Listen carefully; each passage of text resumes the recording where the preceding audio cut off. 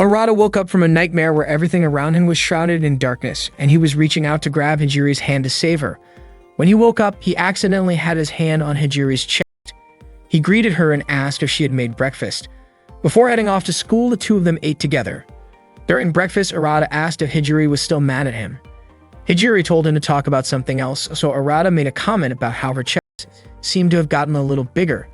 Hijiri scolded him, but Arata just said that it was a good thing.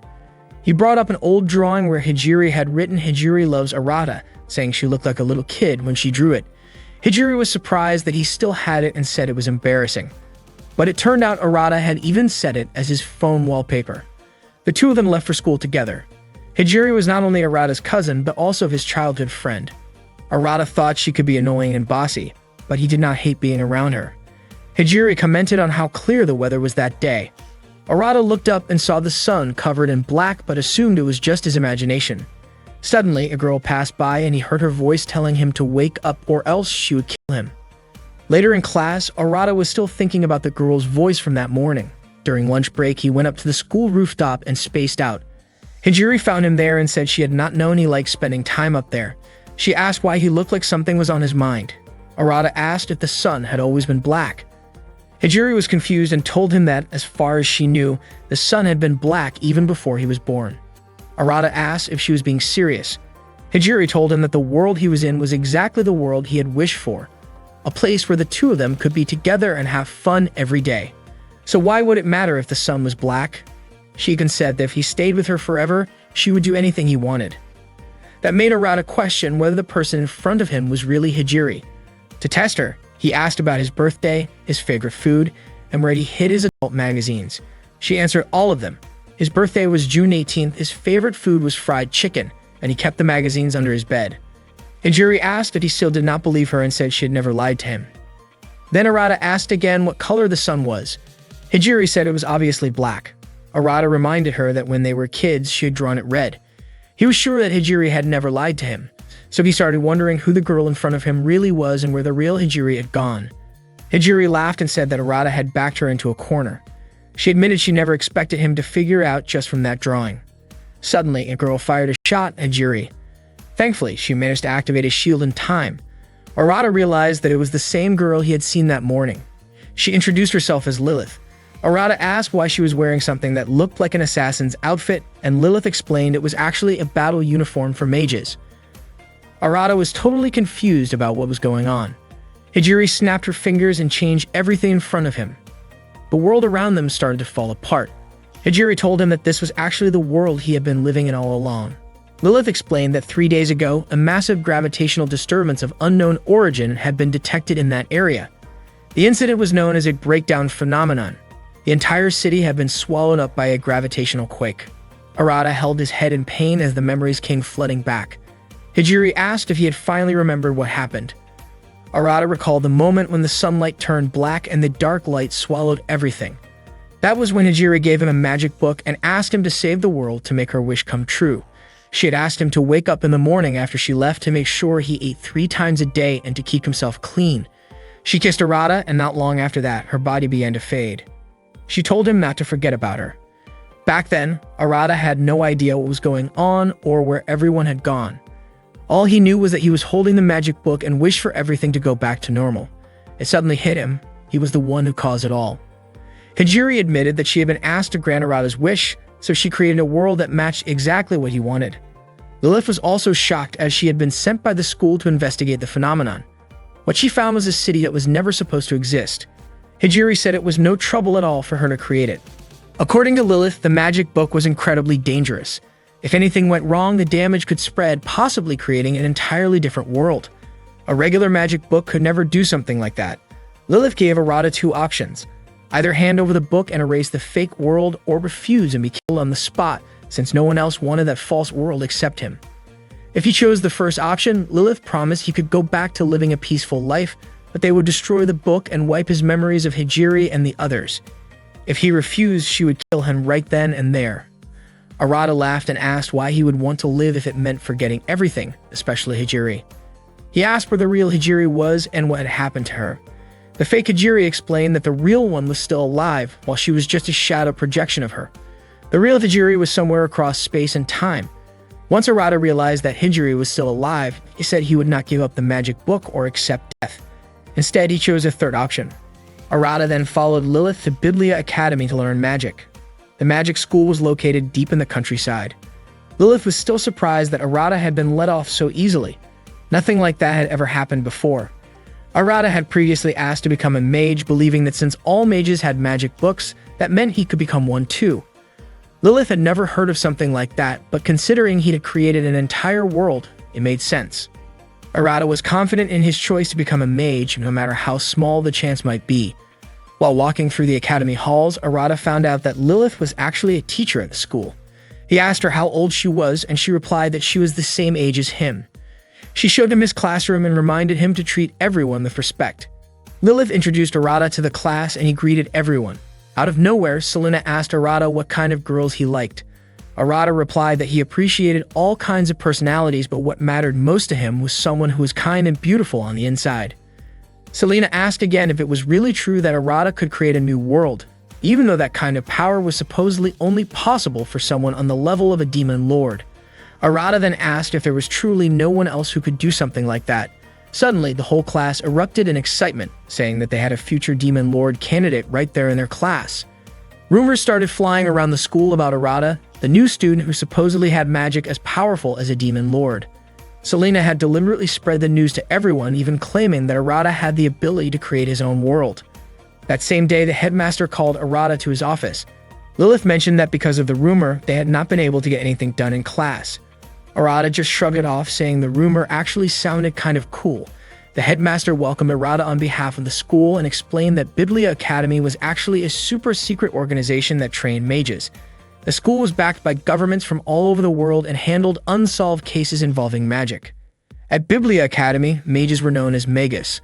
Arata asked if becoming a mage meant he could bring Hijiri back. The headmaster said he could not guarantee anything, but magic had the potential to make the impossible possible.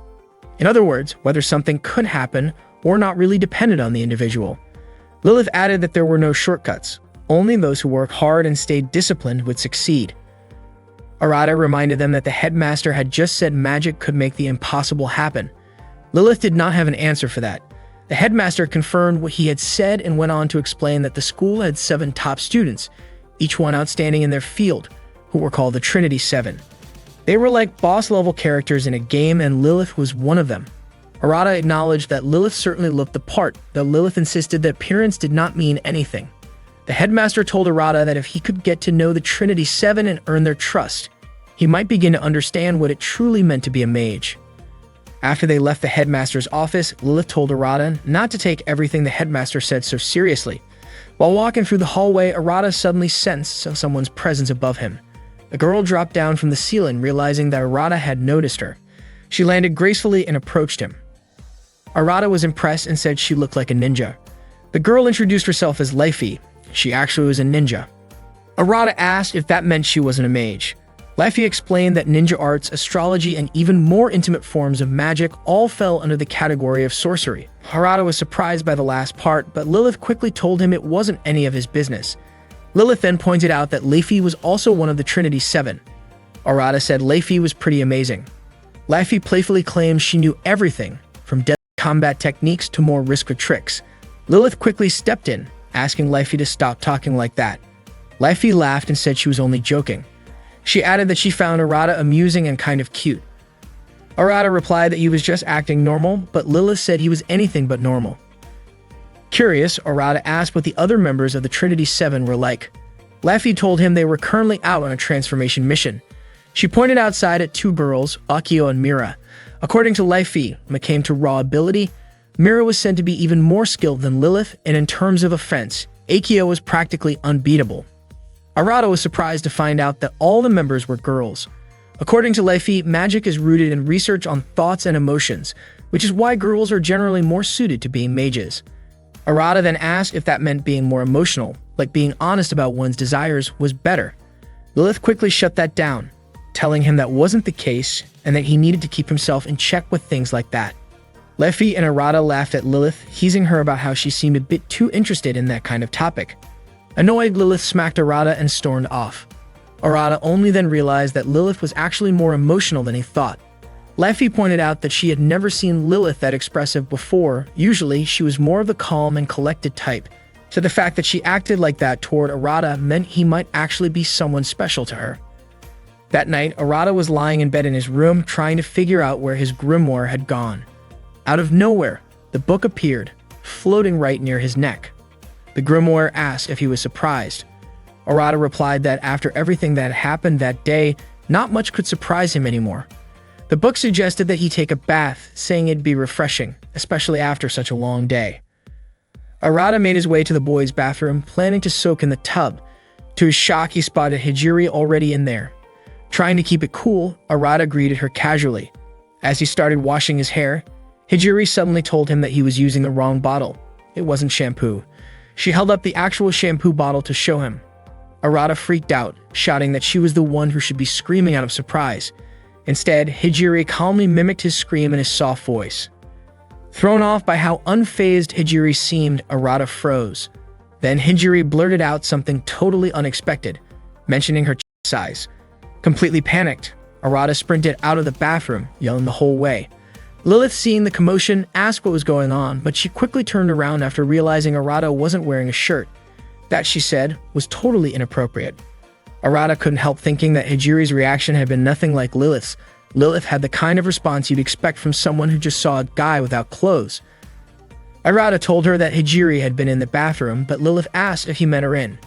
She explained that Erin was one of the Trinity 7, and honestly, she thought Erin looked a lot like Hijiri. Lilith went to find Erin and reminded her that she was in the boys' bathroom. Erin had gone in on purpose, thinking there wouldn't be any guys there. When Lilith told her that someone was already inside, Erin didn't seem to care in the slightest. After getting dressed, Arata called for his grimoire again. The book asked if he wasn't happy after all. Most guys might be.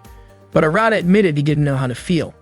The grimoire explained that while Erin might have the same face as Hijiri, what was inside her was completely different. Just getting to know her was already something meaningful. Arata started to realize that Erin might be connected to Hijiri in some way. In the Trinity 7, they were probably going to be a huge part of his life. Suddenly, Lilith shouted from outside the room, telling Arata to please put some pants on. That day, Lilith was teaching in Arata's class. Everyone seemed to be watching Arata closely, and he couldn't figure out why.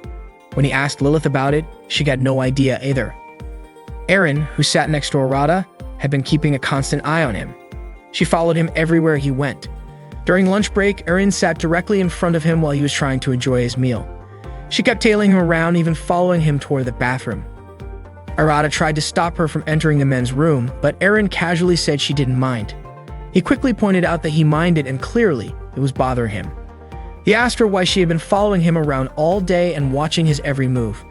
Erin responded by asking if she really did that. That just made Arata even more frustrated. Erin asked if he didn't like jokes.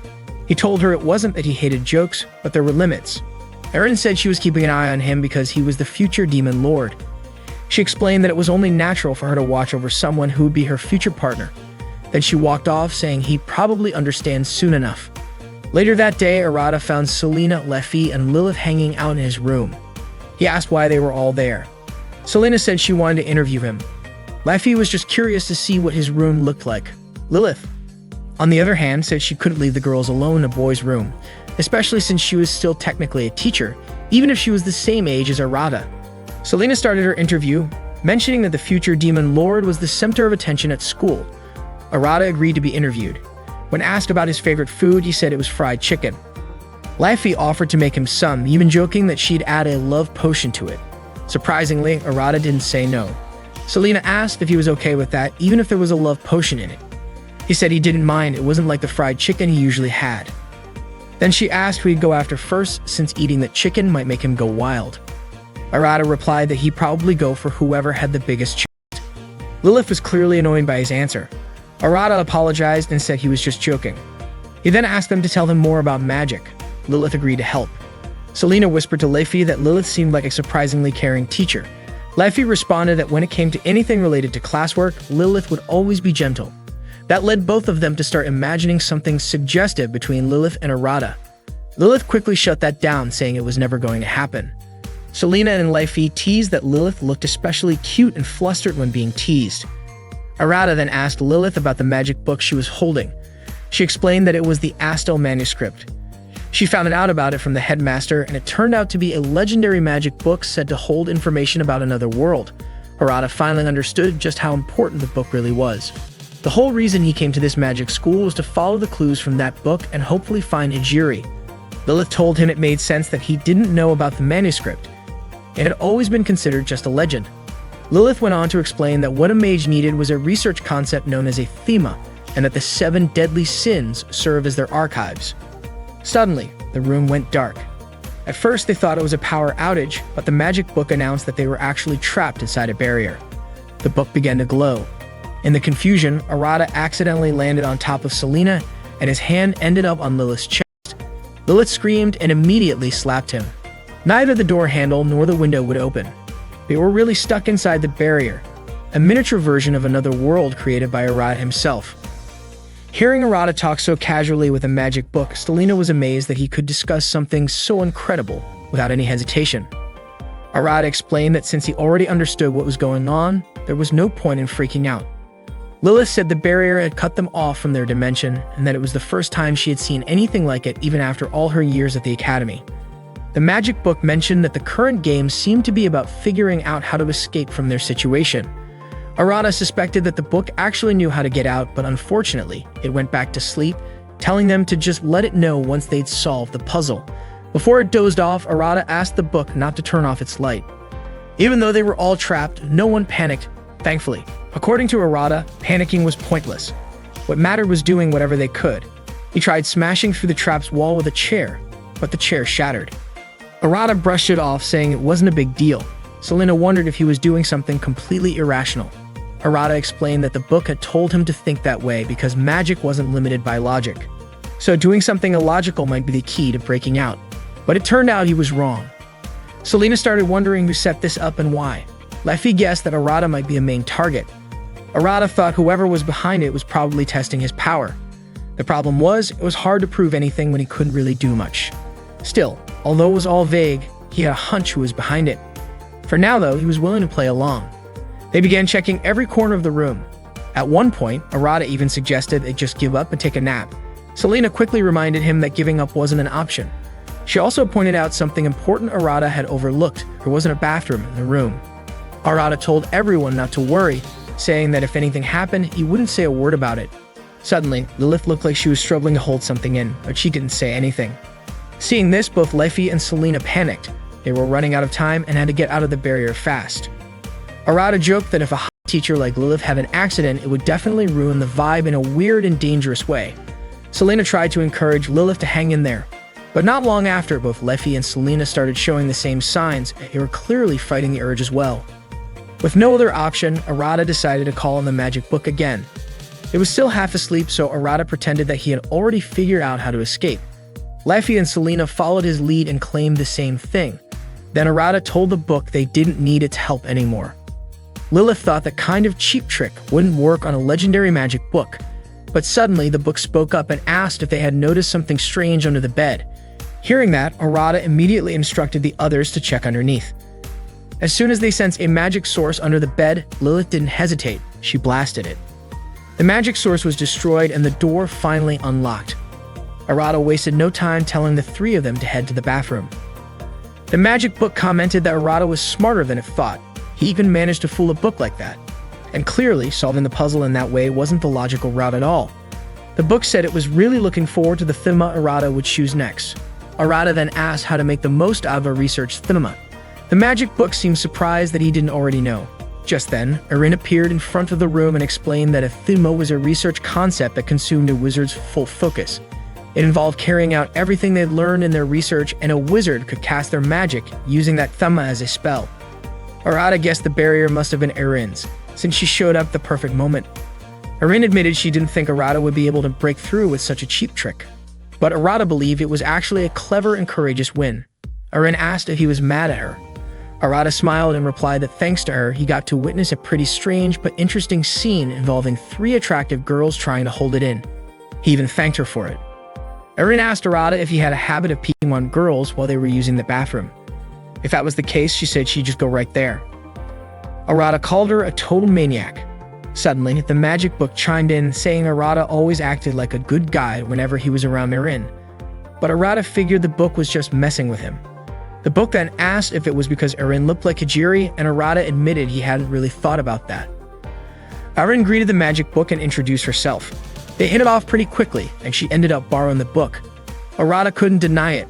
Erin really did remind him of Hijiri. Curious, he asked Erin why she had sealed off his room. Turns out it was because Arata was being referred to as the Demon Lord candidate. Confused, Arata wondered why everyone kept calling him that and asked what exactly a Demon Lord was supposed to be. Erin explained that it meant he was destined to be the king of those who walk the path of destruction, and that was him.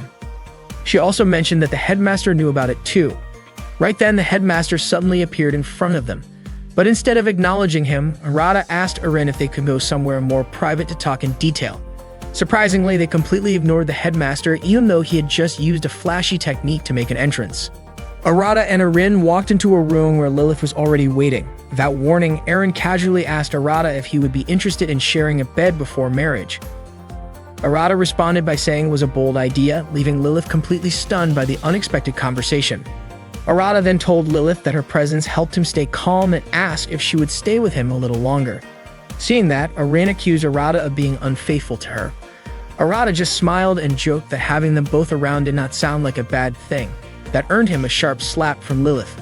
Trying to shift the focus, Arata asked Erin why she had locked them inside his room. Lilith was surprised to learn that Erin was behind it. Erin explained that she did not mean to trap anyone, she just did not want to waste time.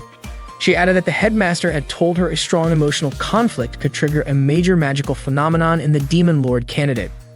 Arata suggested they go talk to the headmaster, but Lilith revealed she had already dealt with him by tying him up and tossing him into the waste incinerator, since she thought he would only make things worse.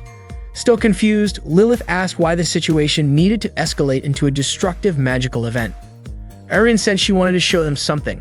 She told Arata to place his hand on hers, and a strange magical force began to take shape. Erin linked it to the Ira archive to activate her magic Thema. Her Thema was Ruina, which meant destruction. Arata suddenly felt a surge of pain as Erin broke through the magical restraints of his spellbook. She forced its limits, making it impossible for Arata to hold back the power inside him. His magic book then asked Erin if she was trying to push Arata's magic beyond its limits. Lilith began to worry. If this continued, the entire school might be affected by a destructive magical reaction. Not long after, objects all around the school began breaking down into tiny particles. Lilith realized this was the phenomenon they had been warned about, and it looked extremely dangerous. Erin explained that destruction was the core of her Thema. Since Arata was closest to Ruina, she believed it was their responsibility as mages to study this kind of magic, no matter how extreme it seemed. Even she had not expected the effect to be so powerful. Meanwhile, Selena approached Leify and asked what was happening. Leify guessed it had to be a breakdown phenomenon, especially since even the sun appeared to be darkening. The headmaster, tied up elsewhere, was in disbelief that Erin had actually triggered the event. If it kept spreading, the entire academy could collapse, and he knew he could not allow that to happen. The magical energy kept growing. Erin was shocked by how much power had been unleashed. Lilith realized that if this did not stop, the damage might not be limited to just the school, it could reach far beyond that. She aimed her weapon at Arata, preparing to stop him, but Erin stepped between them. Lilith asked her to move, but Erin refused. She could not stand by while someone hurt the man she considered her future partner. Lilith reminded her that the destruction could take out everything, including Erin herself. But Erin insisted. To her, the purpose of magic was to explore the unknown, even if it meant stepping into something as dangerous as destruction. Just then, Mira and Akio suddenly broke through the wall, calling in a surprise entrance. They had just returned from trying to contain another breakdown event elsewhere, only to find their own school under threat. Mira was a top Brumoyer security officer, and Akio held the third highest rank in that division. Lilith asked why they were back so soon, since their mission was still underway. Akio answered that it had already been wrapped up. Suddenly, the destructive energy stopped. Mira had used her own powerful magic to neutralize it. Her Thuma was Eustitia, linked to Superbia, the archive of pride. Mira stated that she would not allow any form of magical corruption to spread. She then ordered Akio to eliminate Arata, since he was the source of the incident. Akio activated her magic and prepared to strike. Lilith stepped forward and told her not to do it. Erin tried to move but realized she could not. Akio told them not to take it personally. This was just part of her duty. She was there to eliminate anything that threatened balance, and Arata was currently seen as that threat. Without hesitation, she launched a powerful kick directly at him. Arata and Erin were punished for blowing up the school by being assigned to work at a beachside food stall. Erin admitted it was Arata's fault, since she saw him as her husband, but Arata argued she was just as responsible. In the end, Erin said it was just husband and wife teamwork. Lilith reminded them that they were absolutely forbidden from doing any more experiments that could destroy the school. Arata got that working was part of their punishment, but he still wondered why they had to do it on a remote southern island. Lilith explained that the headmaster had planned the trip ahead of time. Plus, since the school was unusable anyway, he thought this would be a good opportunity. At that moment, the headmaster was actually back at the school, fixing the mess himself. Arata was surprised. He did not expect the headmaster to be that capable. Just then, Selena and Leffy showed up. Leffy pointed out that even if the headmaster did not look like much, he was actually one of the top 5 mages in the world. Arata complimented their swimsuits, and Leffy said they were designed to draw attention to flat-chested girls. Selena quickly insisted she was not flat, but Leffy argued flat-chested girls were great and could definitely steal the spotlight. Out of nowhere, Arata said he liked all kinds of chests as long as they belonged to beautiful girls. Then Selena suddenly yanked down Lilith's bikini top, flashing her chest at Arata and leaving her completely mortified. Arata gave her a perfect score, 100 points. Selena was stunned that Lilith had even worn a bikini, and Leffy accused her of trying to seduce Arata. Arata started daydreaming about Lilith asking him to rub sunscreen on her, and in the heat of the moment, he blurted out a marriage proposal. Watching from the side, Erin asked if he was trying to build a harem. Lilith shut him down right away and told him to stop saying ridiculous things. Before Arata could say anything else, he saw something even more amazing than swimsuits, but Lilith quickly pointed her magic gun at him to shut him up before things got out of hand. Earlier, Mira had ordered Akio to eliminate Arata. Lilith had tried to stop her, and Erin wanted to help too, but she suddenly found herself unable to move. Akio did not hesitate. She said not to take it personally, it was just her duty to eliminate evil. She landed a powerful kick on Arata, and Mira thanked her. Akio thought the job was done. Then Erin noticed that Arata's magic had vanished completely. Mira told Akio it was time to return, since the mission seemed complete. But right then, a new destructive phenomenon started to stir. Akio asked what was going on. Wasn't Arata supposed to be the source of all this? Mira said calmly that there was a simple explanation. Meanwhile, Arata found himself in a blank, silent space. The only sound he could hear was a violin playing in the distance. He followed it and came across a door, which led to a girl's bedroom. There, a girl playing the violin greeted him. Her name was Yui. She called him Big Brother, saying he felt like someone older than her. Arata asked if this was her world, though he doubted it was heaven. Yui explained that his body had been completely destroyed after Akio's attack. At the last second, she had pulled him into her world. Outside, though, things had fallen into chaos. She showed him what was happening through a drawer that acted like a window into reality. If things continued the way they were going, the entire school would be destroyed. Back in the real world, people around the school began turning to dust one by one. Those with weaker magic were being pulled in first. Selena was confused by how calm Leffy looked, but in truth, Leffy was absolutely terrified. Lilith, Erin, Akio, and Mira were working together, using their magic to protect everyone they could. But Mira started to wonder if Arata was more trouble than he was worth. It felt like he had dragged all of them into this mess. Meanwhile, Arata told Yui he had to go back. He had to stop what was happening. Yui asked if he even knew how to stop it. Arata admitted he did not, but since he was the one who caused it, he felt responsible for ending it. Yui admired his determination. Arata said he did not want to drag anyone else into the chaos. That was when Yui told him he could take control of his magic by choosing a thema and channeling magic through it. She explained that to become a real mage, he had to research and pick a thema, because that was where everything began and ended. Superbia, Invidia, Ira, Acedia, Avaricia, Eula, and Luxuria, the 7 deadly sins. Each one represented an archive where different themas could be found and studied. According to Yui, that was the shortcut he needed to gain full control of his magic. That was when Arata remembered Mira and mentioned Superbia. Yui confirmed that Superbia was the archive Mira's magic came from. She also explained that Mira's thema was Justitia, which represented justice. Hearing that, Arata started to get a better idea of how his own magic might work. If Mira's thema was justice, then maybe his was the opposite. He thanked Yui. and said he had to go back to the school and set things right. If he didn't, even Yui's world might be in danger. He said he could handle it and promised to show her, then asked her to send him back. A moment later, Arata reappeared inside Mira's protective barrier, right in front of Lilith and the others. He told them that if he could stop the destructive phenomenon, then everything would be fine. Mira still was not convinced and got ready to attack again, but Akio stopped her and said they should wait and see.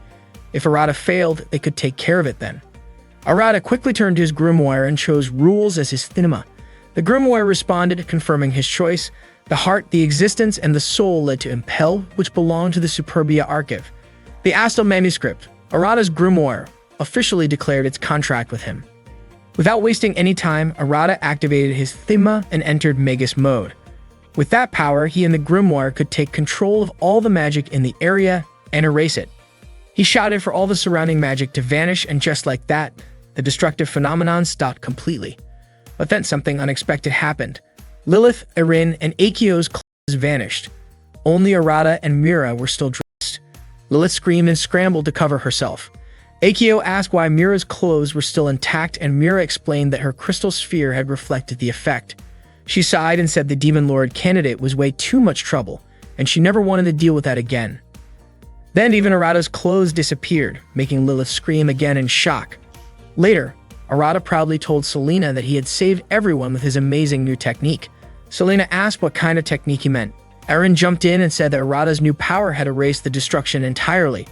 Arata told them it was called Magus Mode. Selena said this was Arata's official debut as a mage. But Lilith cut in, warning him not to show that off to just anyone. Out of nowhere, Leify commented that Lilith should not be flashing her chest to people either.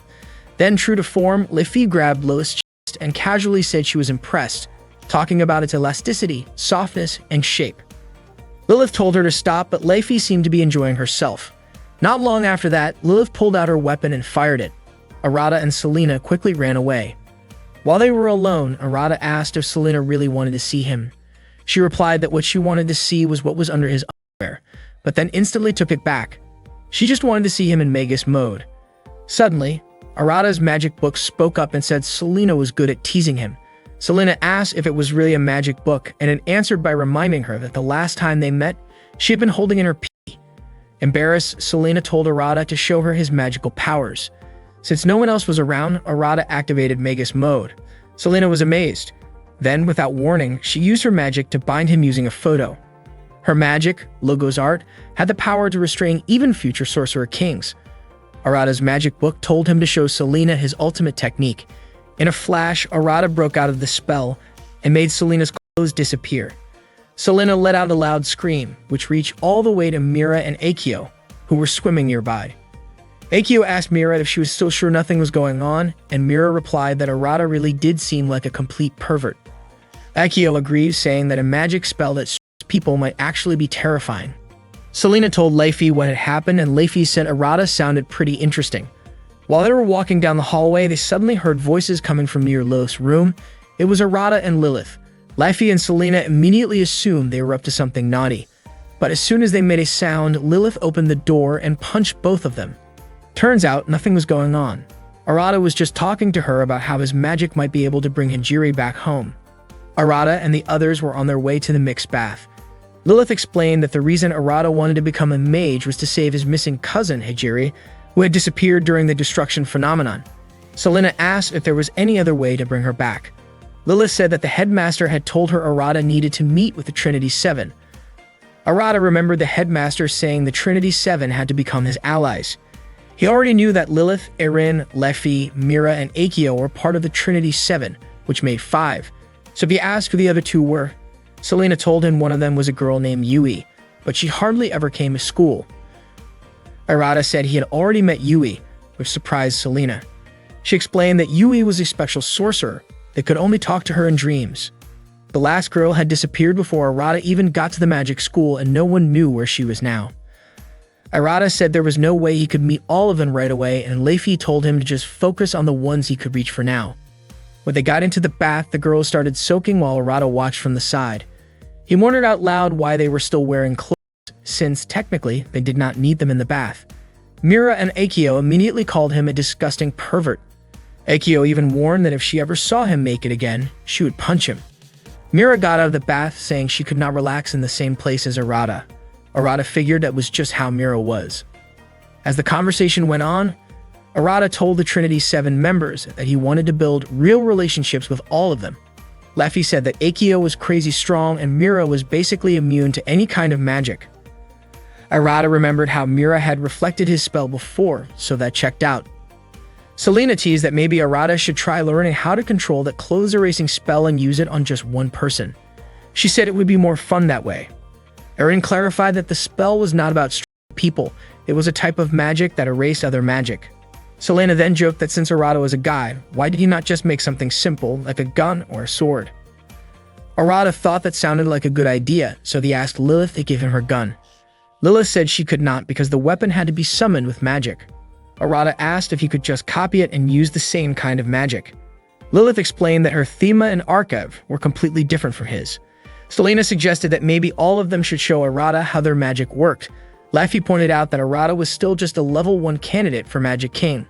Arata admitted that his Thema only awakened after he saw Mira's. He then asked Lilith to show him her magic. Lilith refused, saying magic was not something you just flash in front of people for no reason. Arata begged her to at least show a little, just for a moment. Lilith still said no and told him he needed to study magic properly first. Arata kept pushing, saying he would do anything to bring Hijiri back, so she had to help him in any way she could. Hearing that, Lilith finally gave in a little and said that Arata owed her big time. He immediately hugged her, but she smacked him right away. After that, Lilith activated her magic. Her style was called Outer Alchemic, basically alchemy-based magic. Arata quickly told his magic book to transform into a gun, and somehow, it actually worked. Arata was thrilled. Lilith could not believe he had pulled it off so easily, since that kind of thing should have been impossible. The grimoire explained that it had copied Lilith's magic and rewritten it into a version Arata could use. They both wondered if Arata's magic could adapt and use spells from other mages. Arata said that, apparently, it could. Arata didn't expect that he actually had the ability to copy magic. He thought maybe he could be the kind of main character who could use every kind of spell out there. But according to Lilith, that was impossible. Arata could only copy the surface of a spell. He needed to understand the process behind it to really make it work. Both Arata and Lilith were shocked when they opened the classroom door and found all the students seemingly fast asleep. Arata tried to wake up Selena, but nothing worked. He started wondering if maybe everyone was trying to boycott Lilith's lesson. He half-jokingly suggested that maybe Lilith needed to improve her teaching skills, especially since this was what happened when she ignored her responsibilities as a teacher. Lilith defended herself, saying she never slacked off like that. Suddenly, Leffy showed up and said something else was going on. Arata, Lilith, Leffy, Mira, and Akio all headed to the headmaster's office to figure out what was really happening.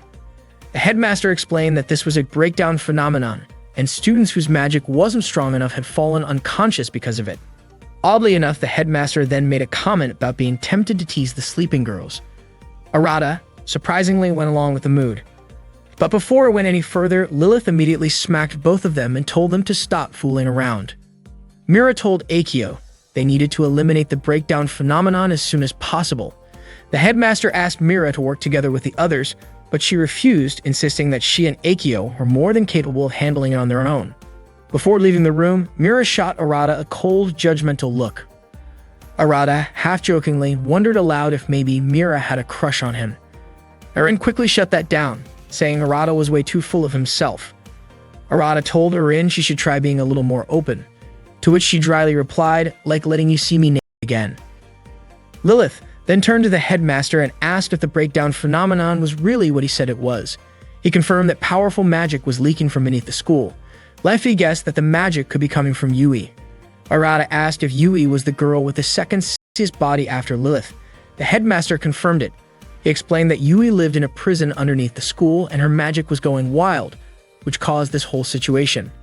That was the first time Arata learned that the school even had an underground prison. Lilith, Arata, Leffy, and Erin made their way through a massive underground labyrinth to find Yui. Leffy explained that Yui was a mage who lived on the other side of this world, basically, the dream world. That was her thema, and that's why she was sealed away.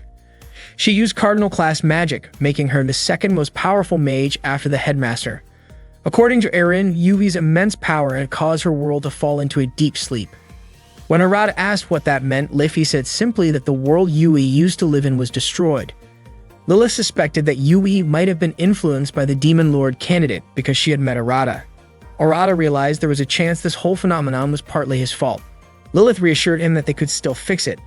Leafy encouraged them to find Yui before Mira and Akio did. Arata asked why it was so urgent. Arin explained that one of the duties of Grimoire security was to reformat breakdown phenomena and eliminate anything corrupted by them. So if Mira and Akio reached Yui first, they would likely destroy her.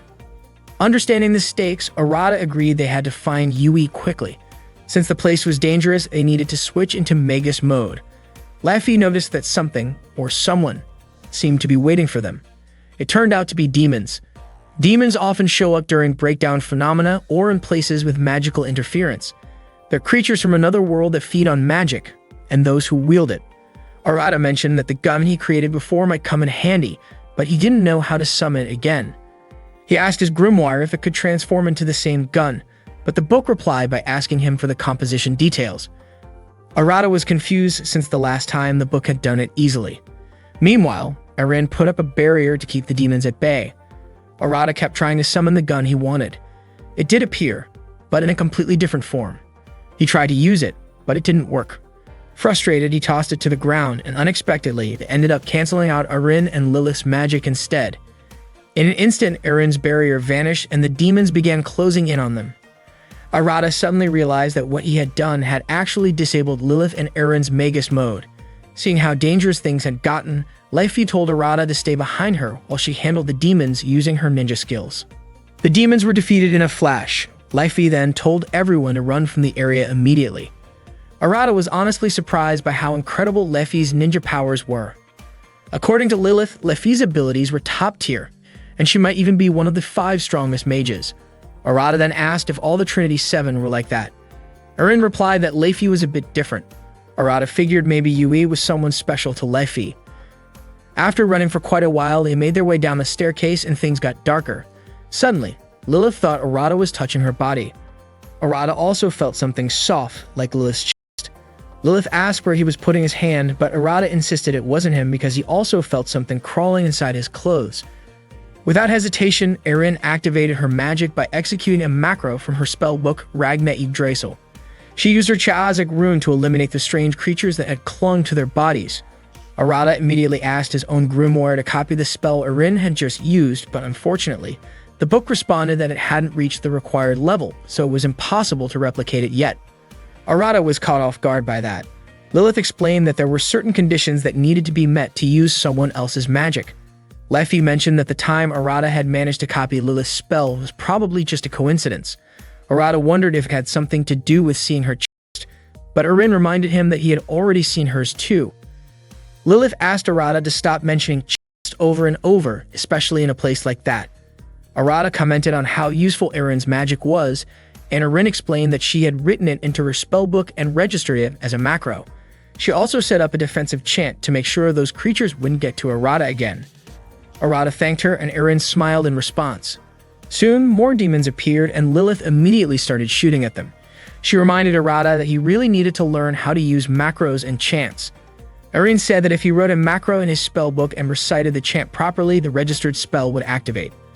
Just as the demons closed in on Arata, Leafy stepped in and wiped them out effortlessly. She told Arata that she'd really appreciate it if he could master his magic quickly. To save Yubi, they needed Arata's unique power, one that could erase destructive phenomena. Leafy said her Thimo was hopes, so she had high expectations for Arata as a future Demon Lord candidate. By that point, they had reached the lowest level of the area. Arata was surprised that they made it there so easily. Lilith pointed out that weak shadows wouldn't be able to beat Leafy even if they attacked all at once, but Arin warned that the real threats were Mira and Akio. Right then, Mira and Akio appeared before them, walking through a wall they had just smashed down. Akio explained that they got there by breaking through the floor and then destroying every wall in a straight line. Mira quickly told Akio they had to go, since Yui was just ahead. Arata asked if they were planning to kill Yui. Mira said Yui was the cause of the destructive phenomenon, but Arata thought they were jumping to conclusions. Mira responded that she wouldn't mind starting with Arata, especially since his magic had no effect on her. Leafy challenged Akio and Akio was more than happy to accept. Mira asked Akio not to waste time. If Lilith and Leifi got in their way, they'd never get anywhere. Akio agreed and promised to wrap things up quickly. Just as Leifi was about to activate her magic, she told Arata and the others to go ahead, because only Arata had the power to save Yui. Leifi activated her magic connected to the NVIDIA archive by chanting Shinpu Shorai. In just a moment, she summoned a massive whirlwind. Arata lost his balance and fell to his knees right in front of Mira. Accidentally, he caught a glimpse of Mira's bunny print underwear. Mira, completely shocked and embarrassed, immediately told Akio to finish the fight, and without hesitation, Akio unleashed a powerful blow. Arata, Lilith, and Erin rushed straight to Yui's room. As soon as Lilith opened the door, poisonous gas began pouring out of it. Inside, a giant dragon loomed, and Yui looked completely different from how Arata had seen her before. According to Erin, what Arata saw earlier was Yui's ideal form. When the dragon's eyes opened, its magic resonated with Arata's. The dragon blasted its power straight at him, but Erin jumped in to shield him. Unfortunately, her barrier couldn't hold up against the dragon's strength. Lilith quickly switched her weapon to Buster mode and fired at the dragon. Arata asked if they had taken it down, but Lilith told him the attack wasn't strong enough. The dragon's magic was far too powerful. Just then, Mira and Akio showed up. Mira explained that the creature was Code D and its illusion had fully materialized. Seeing them arrive, Arata asked where Leifi was. Lilith even started to worry that something might have happened to her. Suddenly, Leifi appeared right behind Lilith and, out of nowhere, squeezed her chest, causing Lilith to scream loudly. Erin asked Akio if they should consider a ceasefire, but Akio thought they couldn't afford to take it lightly. That dragon wasn't just any illusion, it was the strongest kind, something like a demon. Mira wondered if Akio was planning to take it on alone, but Akio still wanted to give it a try. Leifi helped Arata up and told him to take a deep breath and refocus on his grimoire. Not long after, he started to recover, and the toxic gas that had been coming from his body began to fade. Watching Lilith and the others teaming up to take down the dragon, Leifi encouraged Arata to join them in the fight. She reminded him that magic battles could erase destructive phenomena, and if he truly wanted to find Hijiri, he would eventually have to face battles like this.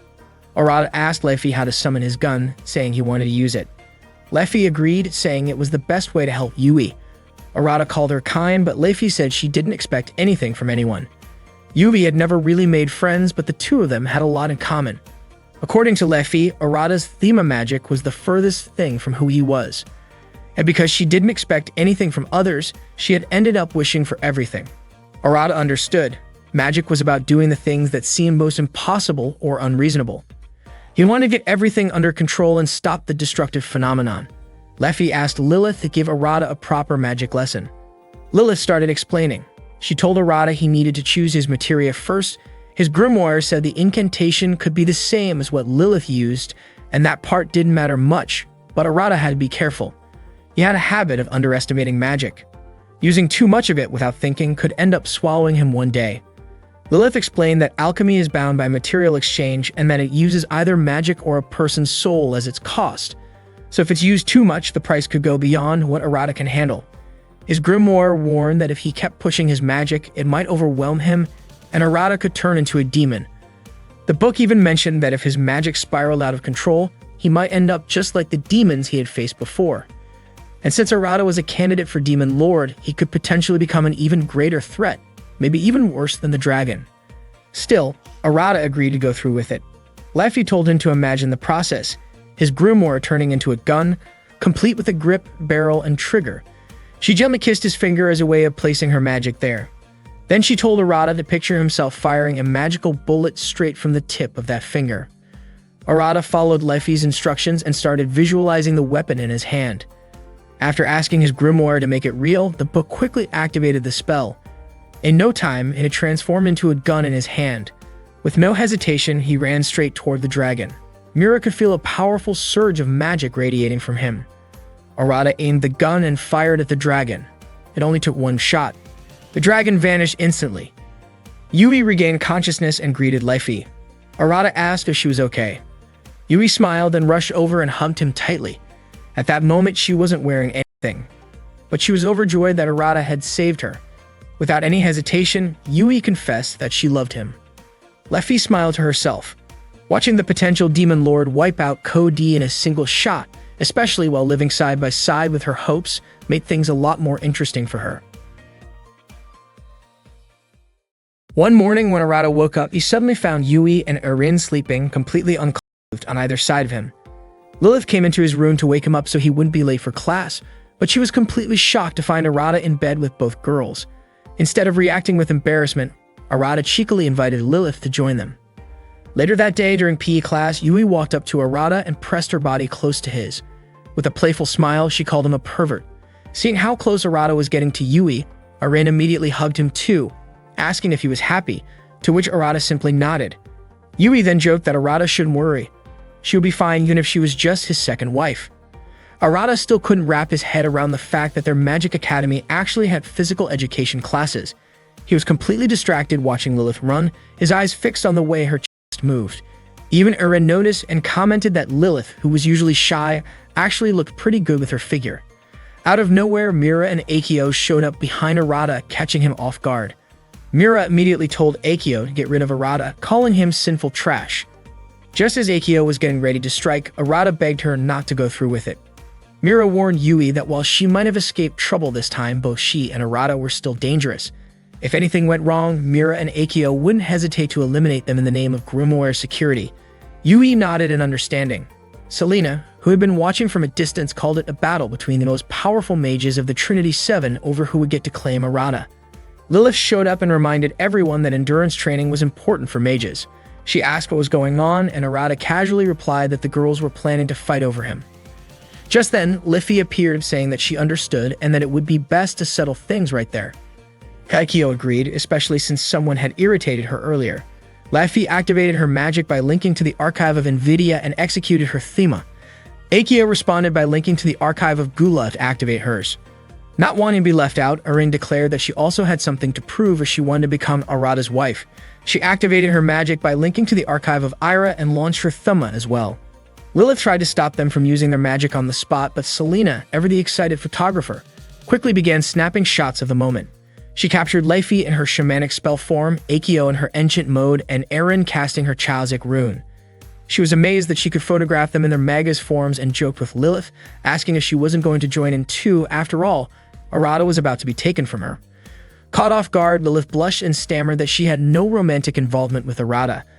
Erin then pointed out that Arata liked her because of how her chest bounced when she ran. Embarrassed, Lilith quickly covered herself. Yui, refusing to stay quiet after hearing that the others were fighting over Arata, activated her own magic by linking to the archive of Avaricia.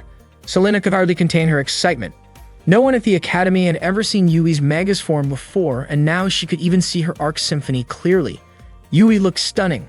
Lilith explained that Yui's magic belonged to the Cardinal class. With a cry of Starry Night Serenade, Yui pulled everyone into her world. Inside this dream world, Arata found himself entering Yui's room. She now looked like the mature version of herself, the same one he first met. Yui told him that this was her dream form. Arata admitted that while he liked her adult form, he also liked the other side of her, describing it as a charming blend of youth and boldness. He asked where everyone else was, and Yui explained that she had put them into a dream state, allowing them to sleep peacefully. However, Mira wasn't affected like the others. She had used her Gehenna scope at the last moment to reflect the spell. Surprised, Yui realized Mira had the power to bounce back any magic aimed at her. Arata suddenly remembered that Mira had once managed to make his clothes disappear using that same ability. Mira coldly replied that all she did was reflect his gross spell, and told him she found him absolutely disgusting. She made it clear that she would never forgive him, and turned and disappeared without another word. Arata said that Mira was cute, but also a little terrifying. Yui asked if Arata was interested in Mira too. Arata replied that it was only natural for a guy to want to get close to a cute girl, which made Yui laugh and say that Arata was really honest. As Yui leaned in to kiss him, Arata gently stopped her. He told her that if she really wanted to do something like that, they should at least get to know each other better first. Then he asked if she was friends with Laffy. Arata figured that since Yui didn't really understand what friendship meant and Laffy couldn't bring herself to expect anything from others, then Laffy's Thema must be hope, while Yui's might be friendship. Yui said he was right, but admitted that she had been asleep and alone all this time. Without the shock from Arata's magic, she would have never woken up, so in a way she was glad she didn't have anyone. That's when Arata finally understood. His magic had cancelled out Yui's magic and woke her up. Erin gently patted Yui on the head and asked her to be friends. Arata added that he would help Yui study her Thema. Yui got super excited about becoming friends with Erin. Then she looked at Arata and asked if being friends meant he could do anything he wanted with her now. Just as Arata was about to respond or maybe act on it, Lilith suddenly shouted, stopping him in his tracks. Arata was surprised that even in a dream, Lilith still managed to interrupt him. Yui giggled and said Lilith was seriously dedicated. Arata suggested that Yui return everyone to the real world. Instead, Yui suddenly kissed Arata and thanked him for saving her. In an instant, everyone returned to the real world, but only Arata and Yui were still unconscious. Eren, Lilith, and Leify waited by their side for them to wake up. With Yui now part of the group that made 6 members of the Trinity 7, but they still had no idea where the 7th member was. Selena showed up and mentioned that since Arata had managed to save Yui, maybe he could also find the final member.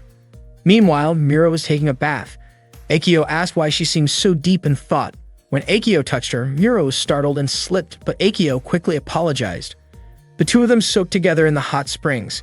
Akio could tell Mira was still feeling down and asked again what was bothering her, but Mira didn't feel like talking about it at first. Akio moved closer and reminded her that she didn't always have to act like the captain of Grimoire security. Sometimes it was okay to just be herself. Mira eventually opened up.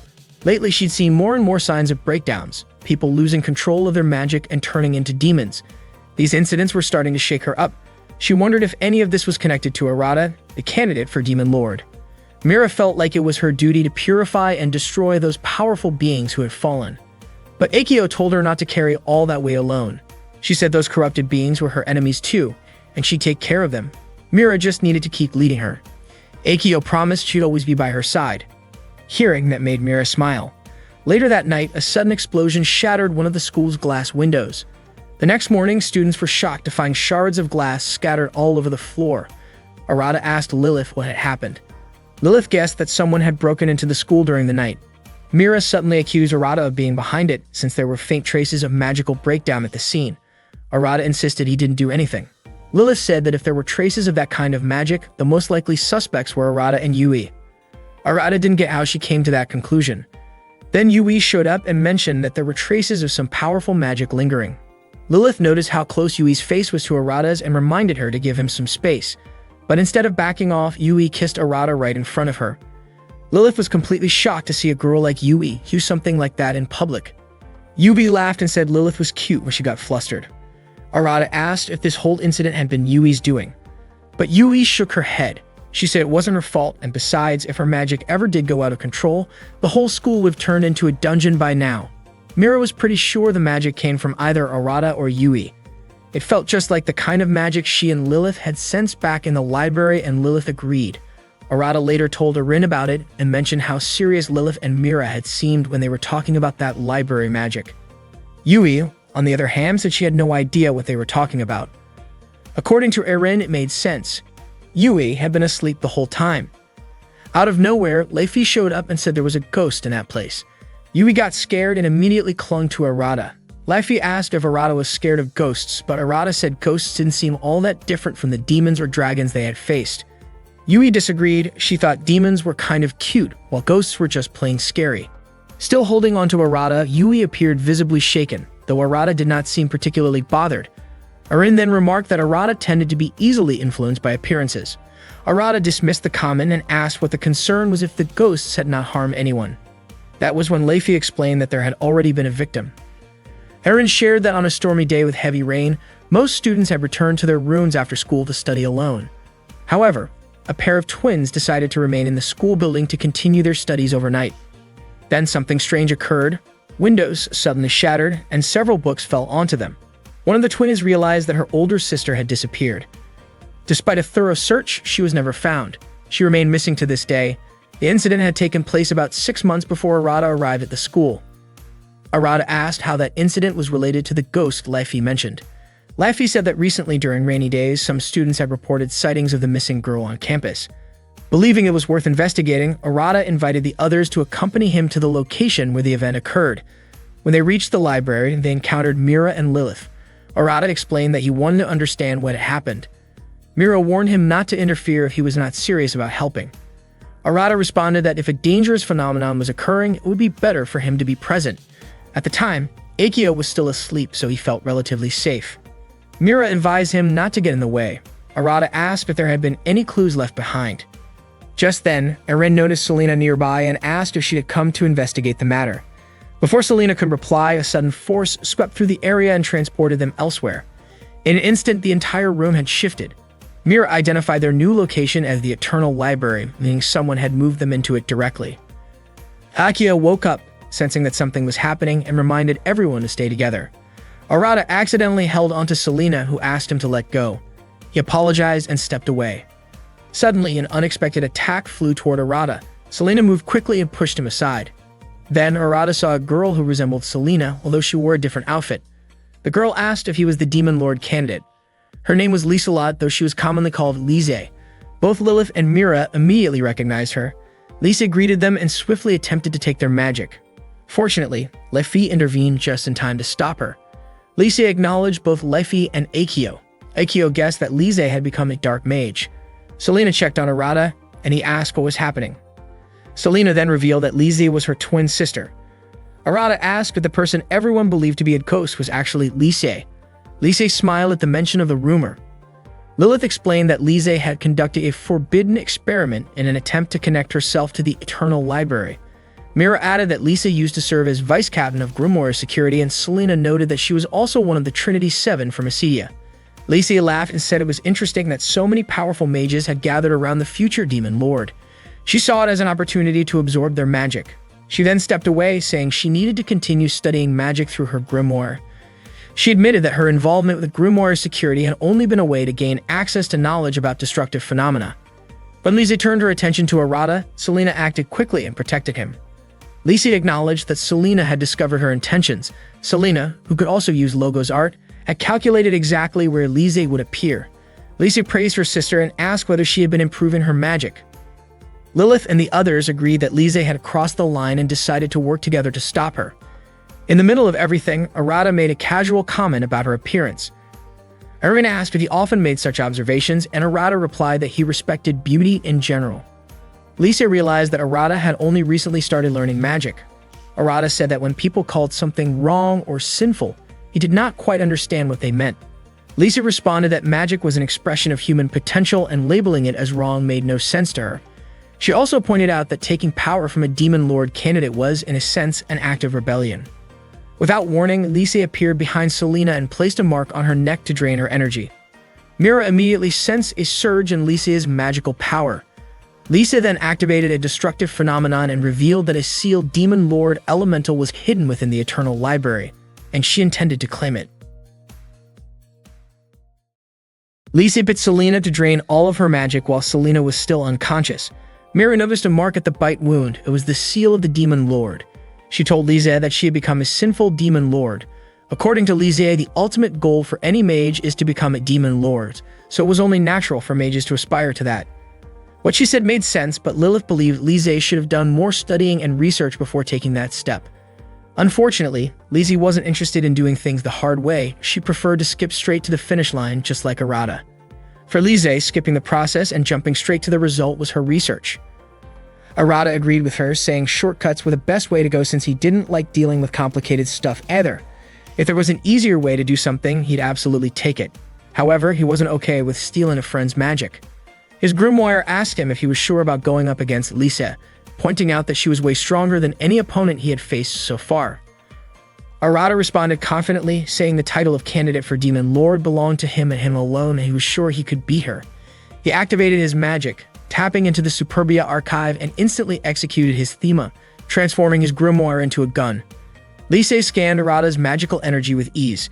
She said his power was impressive, strong enough to nullify all magic, erase destructive phenomena, and even cancel out Yui's high-level abilities. She also mentioned that based on Selena's research, underestimating Arata would be a big mistake. Apparently, Lisa had stolen research from the mages whose magic she had taken, including Selena. Knowing Arata's capabilities, Lisa asked why he didn't just join her. Lilith immediately urged Arata not to accept anything Lisa offered and begged him not to listen to her at all. Suddenly, Lisa changed her appearance to look like Hijiri. She knew Arata wanted to save Hijiri, the girl who had been swallowed by the breakdown phenomenon. Lisa told him that if he joined her, she could help him rescue Hijiri faster. Arata was shocked that she knew about Hijiri. Lisa kept pushing him to join her if he wanted answers. At that moment, Lefi and Akio rushed in to attack Lisa. but the sheer force of Lise's magic was enough to push them back. Then, out of nowhere, Lise kissed Arata. She felt like she'd have gained something incredible. It was her first kiss with a guy, and she was surprised at how intense it felt. By that point, Arata's power had nearly vanished. Lise laughed triumphantly, proud that she had successfully stolen his magic.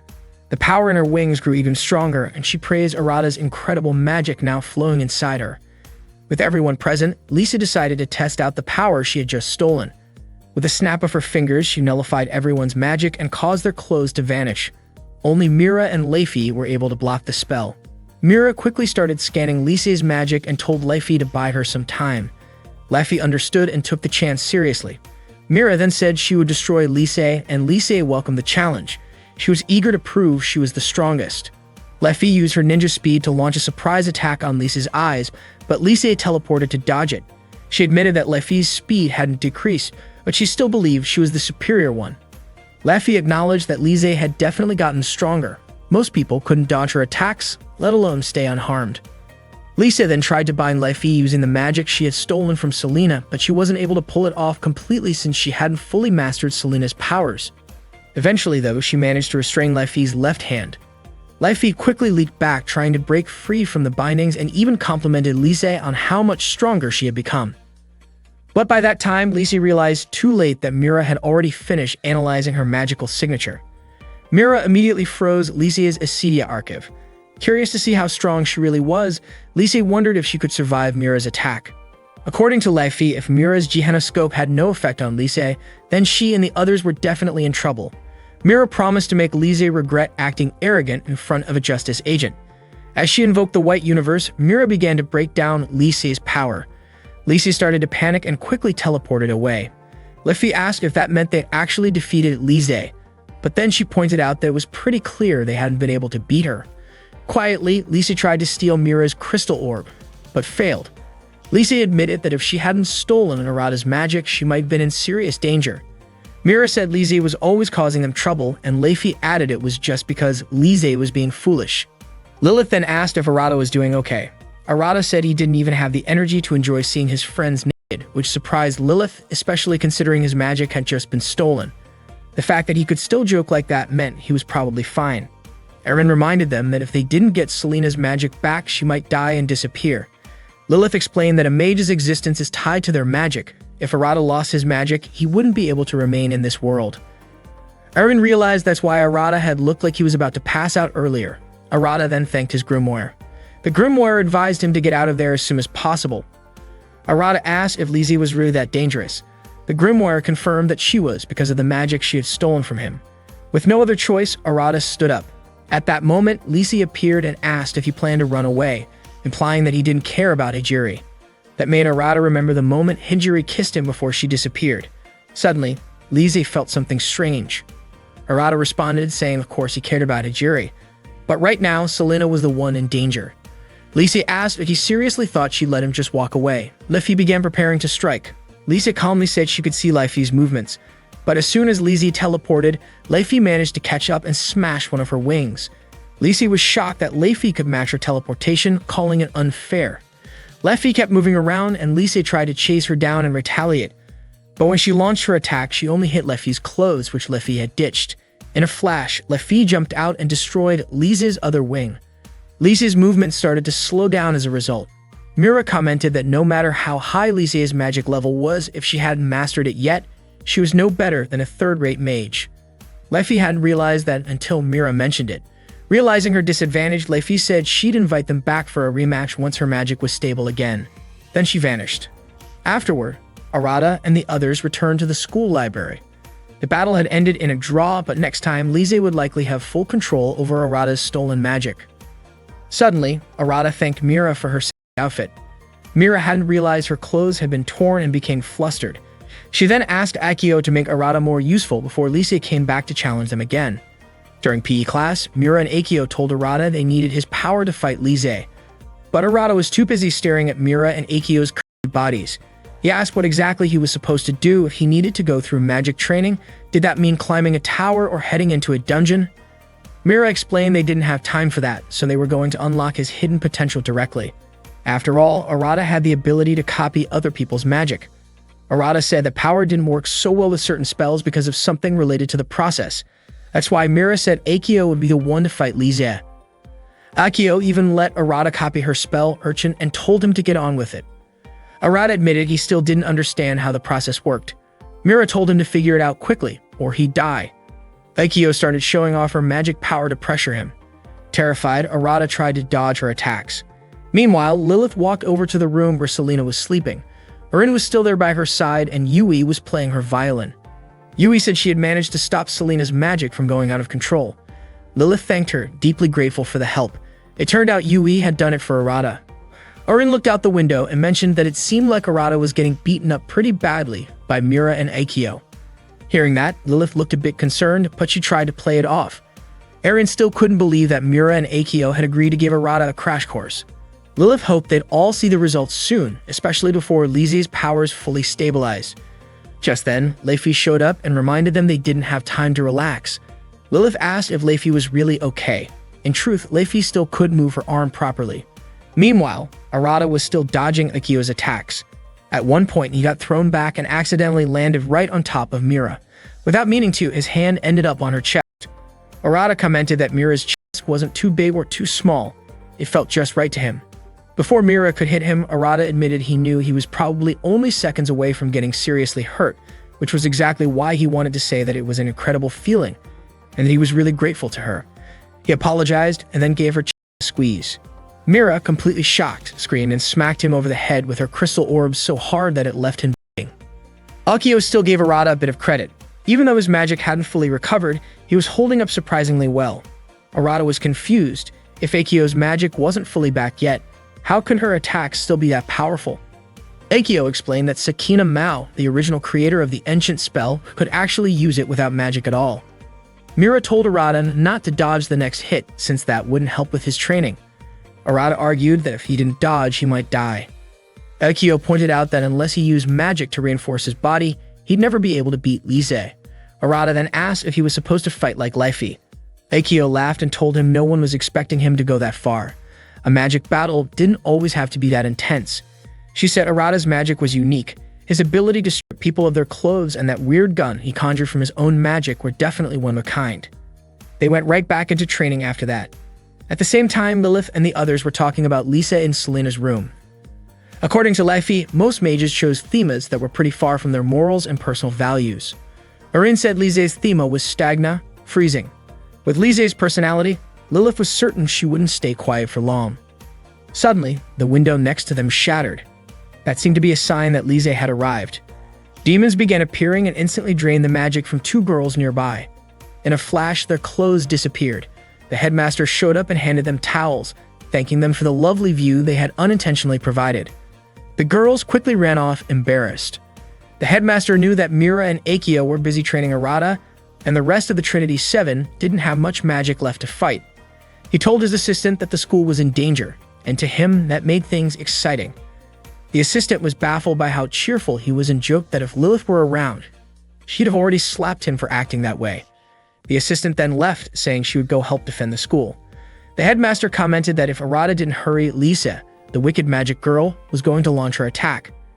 Lisa finally appeared and said she'd love it if the headmaster would be her opponent. The headmaster responded that he was an old man, so he really appreciated if she went easy on him. But since it was the first time a girl ever said that to him, maybe he'd face her in his alternate form. Lisa smiled and said she would take the headmaster's magic and the school itself as souvenirs to prove she had graduated from that place. Without wasting time, she commanded a group of demons to attack him, but the headmaster effortlessly destroyed them. He then grabbed Lisa and calmly told her that the first lesson was simple.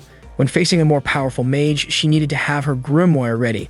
Lisa broke free and admitted that while the headmaster was impressive, she couldn't just sit back and wait to see how the fight would play out. She spread her wings wide and shattered the school's window as she flew out. The headmaster sighed, admitting that it would be his responsibility to fix the damage. Lisa quickly cast Selena's magic spell, Ligur Macro. The headmaster instantly recognized it and pointed out the second lesson. If she truly wanted to back someone into a corner, she needed to understand what kind of magic she was dealing with. Without hesitation, he began chanting. Lisa was shocked that he could access a spell so quickly. He explained the third lesson. While some people need to make physical movements to cast spells, others, like him, only need a macro spell. He was one of those people. With just a snap of his fingers, he broke free from her magic. The headmaster continued, saying the fourth lesson was about efficiency. If she could analyze a spell's composition and form, then even a small amount of magic would be enough to cast it effectively. He then gave her a demonstration. Lieselot laughed, admitting it was exciting to go up against a paladin. She also confessed she wanted to take a large part of his research for herself, but the headmaster believed she wasn't ready for that yet. She acknowledged how incredible he was, even though he hadn't even moved to counter her attacks. He only smiled, but that quiet confidence was the true strength of a paladin, a master of magic. Suddenly, Lieselot froze in surprise as she noticed a massive number of giant monsters gathered behind the headmaster. Lise could see a bunch of huge monsters behind the headmaster. It turned out they were magical constructs from his grimoire, the Gate of Solomon. Only those with a high amount of magic could see them, but the headmaster advised against staring too long because even top-tier mages tend to tremble after gazing at it for too long. Lise realized she might be in serious trouble and wasn't sure how to deal with the headmaster. Being cunning as always, Lise tried to distract him in her own sly way by lifting her outfit slightly and asking what he thought about her chest. The headmaster, clearly lacking self-control, got excited and rushed toward her. Lise used that moment to land a powerful kick, sending him flying right out of the school. The headmaster tried to get back up, muttering to himself that Lise's development was impressive, and that it would be interesting if the others matured like that too. He also said that if Lise only knew, every dark mage throughout history has always ended up losing after gaining too much power. Meanwhile, Arata, Akio, and Mira noticed a destructive magical phenomenon happening at school. They suspected Lise had already started her attack. Mira urged Arata to figure out how to use Akio's technique. Without hesitation, Akio kicked Arata. He immediately got the message. It was his job to copy her magic. His grimoire appeared and said it had already completed the process needed to replicate Akio's ancient spell a while ago. Mira couldn't believe it. The grimoire explained that this time it wasn't about transforming into a weapon. There was no other choice left. The book began scanning through its internal systems. A few moments later, it transformed into a girl. She said she hadn't taken on a human form since Hijiri last used her. Meanwhile, Lilith and the others were hanging out in Selena's room. Sensing a massive magical presence, Lilith guessed it was the headmaster, deliberately causing trouble. Aaron also sensed another powerful magical force heading their way. Suddenly, Lise burst through the wall of Selena's room. But right as she entered, her leg got caught in a rope trap and her body was left dangling in midair. It turned out to be one of Leify's hanging traps. Even Lilith hadn't noticed when Leify had set it up. Lise laughed it off, saying it was nothing but a cheap trick. But Lilith noticed something important. Lise's magic seemed to be weak against direct attacks and traps. Lise complimented Lilith on her sharp analysis. Lilith, however, never thought anyone would describe her that way. Lise broke free from the trap and started walking towards Selena, who was still asleep. She intended to bring Selena over to the side of the dark mages, but it looked like that wasn't going to happen. Not long after, Selena woke up and greeted Lise. Lise asked how she was doing. Selena replied that thanks to her, she wasn't feeling well, and she knew Lise wouldn't apologize. Selena understood that Lise was just that kind of person, which is exactly why she proposed a challenge. If Arata could beat Lise, Selena wanted her to stop being a dark mage and come back to school. Lise admitted she couldn't make that kind of promise. She said she had already made up her mind to absorb the magic of all the Trinity's 7 members so she could defeat the headmaster. As Lise was about to attack, a dragon-like monster bit her. Arata revealed that he had successfully taken back his magic. Everyone, including Lilith, was shocked to see him show up. The girl that would transform from the grimoire also arrived in Selena's room. Lilith recognized her. It was the Astel manuscript. It was the first time the girl had met them in that form. She introduced herself as Sora. Sora explained that the configuration for the ancient spell was already complete. She said Arata had placed the spell somewhere on his body and used it, but to activate it, Arata had to turn his resolve into magic. According to Akio, determination is everything in magic. The feelings one channels into their hands will directly shape the power of their attack. If Arata lacks resolve, he could end up seriously hurt. That's how Akio's magic works. Laughing, Akio asked Mira if she could trust Arata with that kind of power. Mira agreed, but only if Arata could truly wield magic from the Gula archive properly. He needed to be able to stand on his own against Lise. Sora chimed in, saying that kind of magic was a better fit to fight Lise. Akio then mentioned the spell she used was called Conception, and she was placing her trust in Arata to use it. She told him to go teach Lise a lesson. As she knocked her hand on Arata's head, he suddenly saw the image of a young nun in his mind. Arata was confused. He had no idea what he had just seen. After handing off her power to Arata, Aikyo passed out.